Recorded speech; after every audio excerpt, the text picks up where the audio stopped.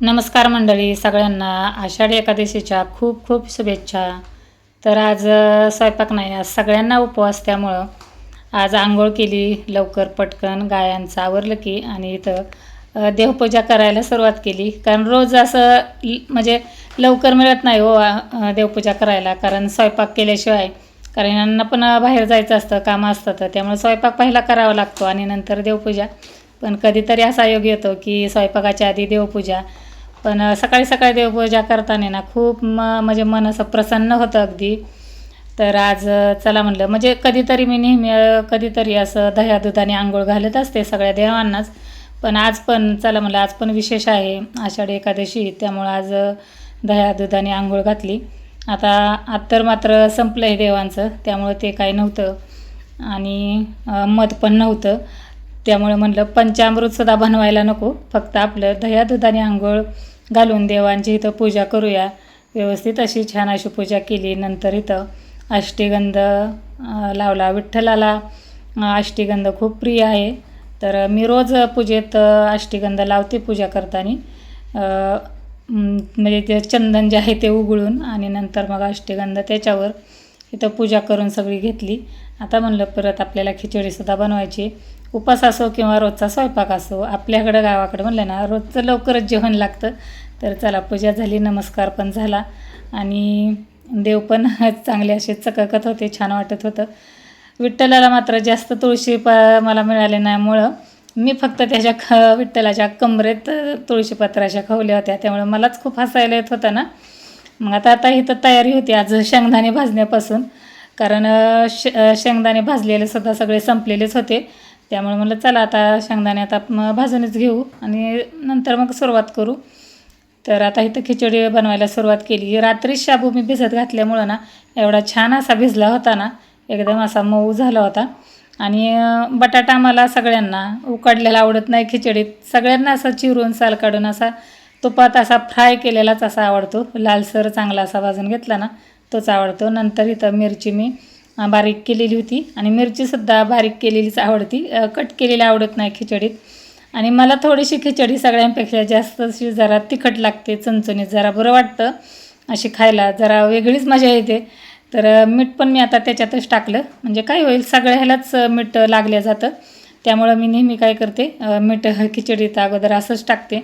आणि एवढं असं वास तर एवढा भारी येत होता ना, कारण मला मिरचीचा वास असा तळताना खूप छान वाटतो आणि आवडतो सुद्धा भरपूर. तर मी इथं शेंगदाण्याचा जो कूट आहे काही असा जास्त असा बारीक केला होता आणि काही थोडासा असा मोठवाट ठेवला होता, आणि तसा शेंगदाण्याचा कूट करून मी अगोदरच त्यात मिक्स केला होता परातीतच खाली, म्हणजे काय होईल म्हणलं सगळं असं मिक्स होऊन जाईल. आणि एकदम असं मोठी कढई घेतली मी, कारण खिचडी काय असं किंवा दुसरं काही जरी असं करायचं म्हणलं तरी मी हीच कढई वापरते मोठी अशी, म्हणजे काय होतं हलवायला येतं व्यवस्थित आणि मग सांडल्या जात नाही खाली, किंवा मग आपल्याला पण मग त्रास होत नाही सारखा हलवण्याचा. पटकन अशी खिचडी बघा अशी परतून पण झाली एकदम अशी. मी 2-3 वेळा बारीक गॅसवर असं झाकून ठेवून सुद्धा अशी वाफवून घेतली आणि वरवर तिला अशी हलवून घेतली.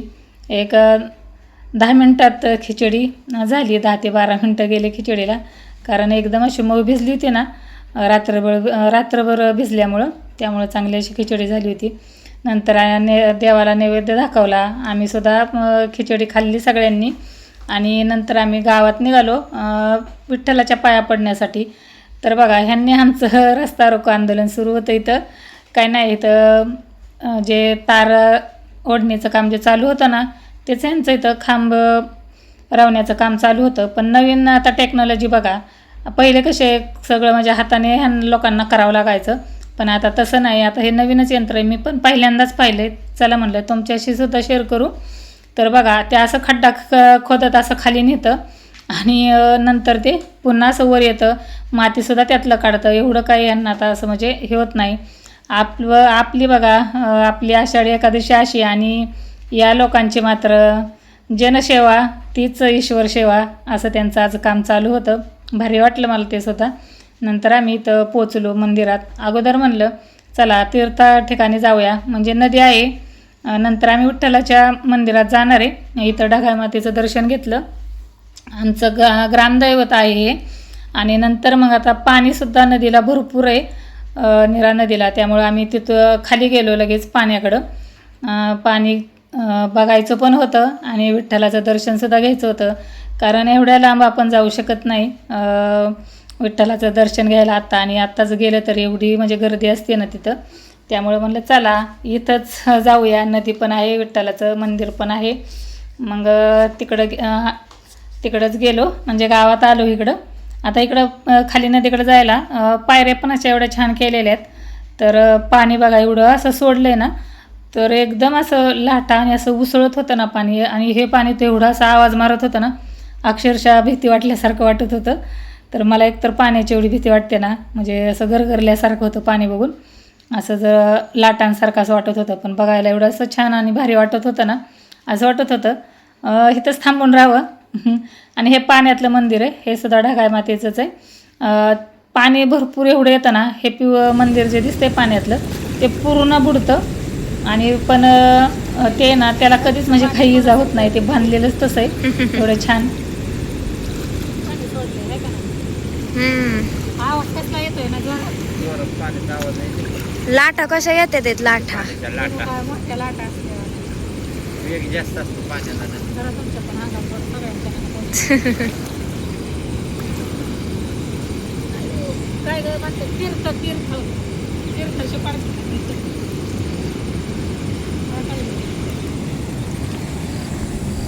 तर बघ ते मंदिर नदीतलं. ते बुडतं की सगळं. हो, पाणी जास्त आल्यावर सगळं पाणी आल्यावर पूर्ण बुडतं. लाटा कसल्या येतात ना मोठ्या. नंतर इथं लेकीनं बघा, लेकीचं इथं थोडंसं फोटोशूट आणि व्हिडिओ चालले होते. म्हणली मम्मी नीट काढ व्यवस्थित. तर म्हणलं हो ग, मला जसं येईल ना तसंच मी काढणार ना. मग चला तिचं पण थोडंसं हे केलं. नंतर मला परत पाण्यात जायचं होतं तिथंच खाली, कारण वाटतच होतं ना एवढं भारी असं एकदम असं लाटा कोसळल्यासारखं.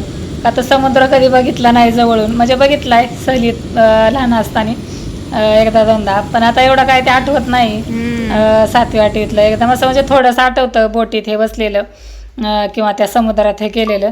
पण आता मात्र माझी हिंमत काय होणार नाही समुद्रात आणि ते पण बोटीत बसण्याची. पण इथं मात्र भारी वाटत होतं. तर आता नंतर आम्ही वर आलो आणि वर आल्याच्या नंतर थोडंसं पाऊस यायला लागला, म्हणजे भुरभुर नेहमीप्रमाणेच. तर मग थोडंसं आम्ही इथंच मंदिरातच जरासं बसलो, म्हणजे बाहेर साईडला जरा. तर वातावरण असं एकदम असं छान झालेलं होतं ना, आणि मंदिरापासला आवार पण एवढा छान असा होता. नंतर आम्ही इथं विठ्ठलाच्या पाया पडण्यासाठी आलो. छोटंसंच मंदिर आहे, पण एवढं छान आणि प्रसन्न वाटतं ना इथं आल्यावर सुद्धा. मग विठ्ठल रुक्मिणीचं इथं दर्शन घेतलं. आणि कृतिकानी आणि तिच्या पप्पांनी त्यांना वाटत होतं की इथंच म्हणजे बसावं जरा बराच वेळ. तर नको म्हणलं, परत पाऊस यायला लागला आणि श्रेया एकटीच घरी होती. त्यामुळं आम्ही घरी आलो. आता संध्याकाळचं सगळं हे केलं होतं, म्हणजे फराळाचं हे झालं, सगळं आवरलं. आणि इथं मग आता म्हणलं चला आता सकाळची इथं तयारी करूया. तर सकाळसाठी मी इथं पनीर बनवत होते.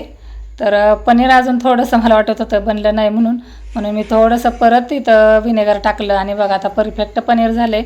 आता उद्याची तयारी तर झाली भाजीची.